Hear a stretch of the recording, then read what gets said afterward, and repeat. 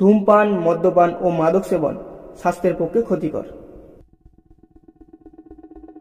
বাংলা রূপকথা জগতে উপেন্দ্র কিশোর রায়চৌধুরীর নামই যথেষ্ট। তার লেখায় আছে সরলতা, হাসি মজা আর অদ্ভুত সব বৈচিত্র্যময় চরিত্র। আজকের গল্প দুষ্টু দানব, যেখানে এক দুষ্টু দানব একটা সাধারণ চাষিকে খেলায় হারিয়ে তার ছেলেকে মেরে ফেলবার ভয় দেখাতো। চাষি তার ছেলেকে কিভাবে বাঁচালো, চলুন ডুব দিই উপেন্দ্র কিশোর রায়চৌধুরীর সেই রূপকথার দুনিয়া, যেখানে দুষ্টুমি বিপদের মূল আর বুদ্ধি হয় শেষ রক্ষা।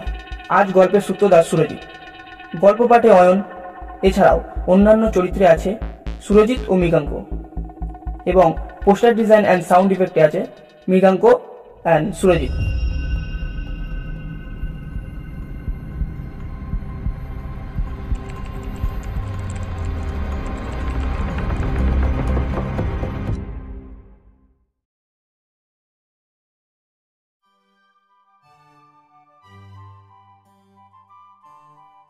একদিন এক দানব আর এক চাষা দুজনে পাশা খেলছিল। খেলায় চাষার হার হলো। হেরে গিয়ে চাষা হায় হায় করতে লাগলো। হায় হায় রে, আমার কি হলো? আমি সর্বশান্ত হয়ে গেলাম। আমার ছেলেকে কে বাঁচাবে এবার? খেলবার আগে সে বাজি রেখেছিল যে সে হারলে দানব তার ছেলেটিকে নিয়ে যাবে। এখন উপায় কি হবে? দানব কিছুতেই ছাড়বে না। দানব বলছে,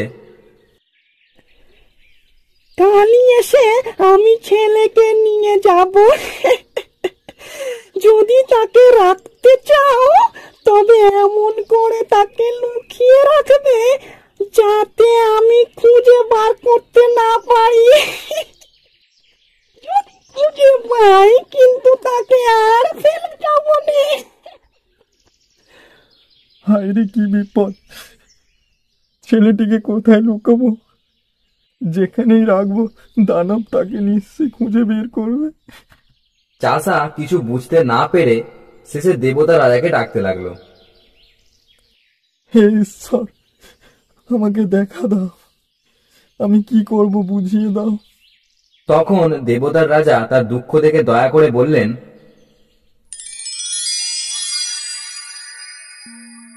হে বৎস, হে প্রভু, তোমার কোনো চিন্তা নেই।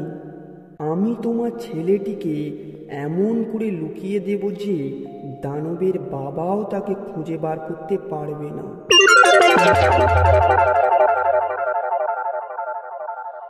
এই বলে তিনি ছেলেটিকে গমের খেতে নিয়ে গিয়ে তাকে একটা ছোট্ট গমের ভেতরে লুকিয়ে রাখলেন।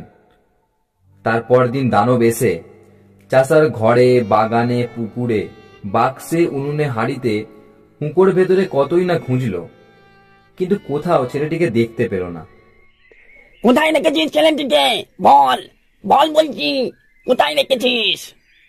কিন্তু সে এমনই দুষ্ট দানব ছিল যে তখনই বুঝে নিল যে তবে নিশ্চয়ই গমের খেতে, গমের ভেতরে লুকিয়ে রেখেছে।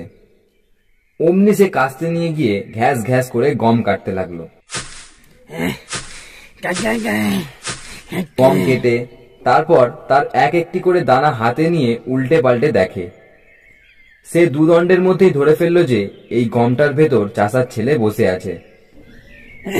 মনে হয় এর মধ্যেই আছে, এর মধ্যেই আছে মনে হচ্ছে। আর একটু হলেই সে সেই গমটার ভেতর থেকে ছেলেটিকে বার করে নিয়ে যেত। এরই মধ্যে দেবতার রাজা এসে তার হাত থেকে সেটা কেড়ে নিয়ে ছেলেটিকে তাড়াতাড়ি চাষার হাতে দিয়ে বলল,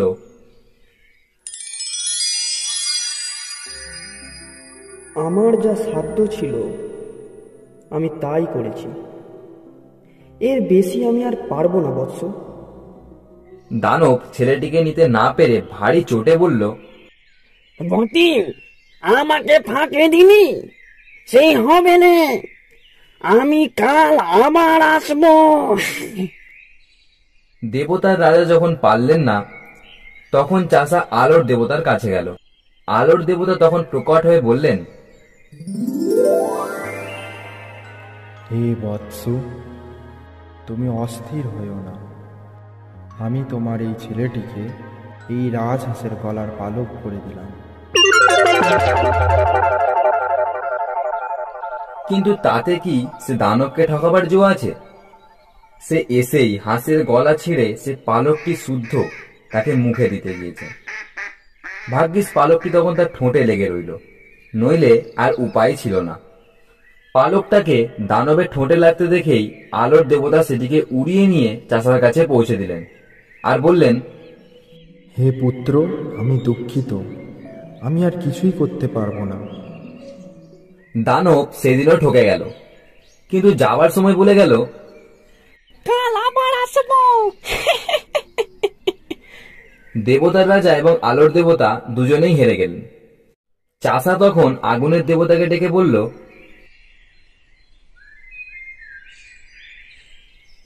হে ঠাকুর, আমার ছেলেটিকে বাঁচান। আগুনের দেবতা তখন ছেলেটিকে সমুদ্রে নিয়ে গিয়ে একটা মাছের পেটের মধ্যে তার একটা ডিমের ভেতরে লুকিয়ে রাখলেন। দানব কিন্তু এই সবই টের পেয়েছে, আর তাই এবারে সে ছিপ নিয়ে তৈরি হয়ে এসেছে। সমুদ্রে কত কোটি কোটি মাছ, তার ভেতর থেকে সে সেই ডিমটাকে দেখতে দেখতে খুঁজে বার করলো। তখন আগুনের দেবতা সেই ডিমটি তার হাত থেকে ছিনিয়ে নিয়ে চুপি চুপি ছেলেটিকে বললেন, শিগগির ঘরে পালিয়ে যা, ভেতরে ঢুকেই দরজা বন্ধ করে দিস। এ কথা তখন দানব শুনতে পায়নি। তারপর ছেলেটি পালিয়ে অনেক অনেক দূরে গেলে সে তাকে দেখতে পেল। অমনি ঘোত করে লাফিয়ে উঠে সে তার পিছু পিছু ছুটল।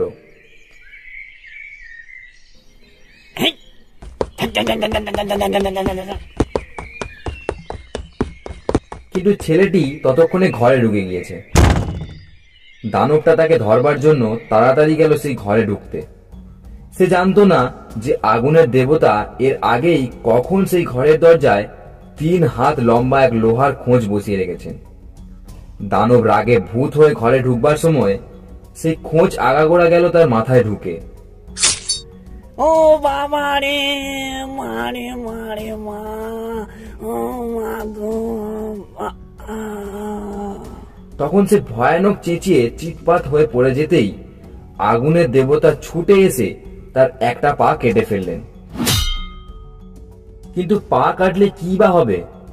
দুষ্ট দানব তাকে কি জাদুই করে রেখেছে, সেই কাটা পা তখনই এসে আবার জোড়া লেগে গেল।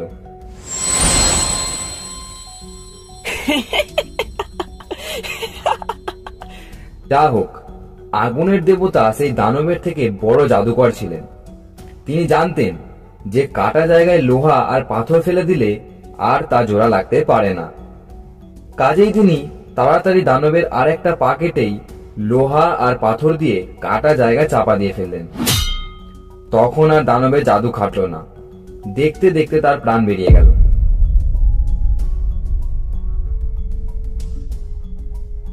তখন তো চাষা প্রায় আনন্দে আত্মহারা। সে আগুনের দেবতাকে কত যে প্রণাম করলো তা গুণে শেষ করা যায় না। হে প্রভু, তোমাকে প্রণাম, তোমাকে প্রণাম জানাই প্রভু।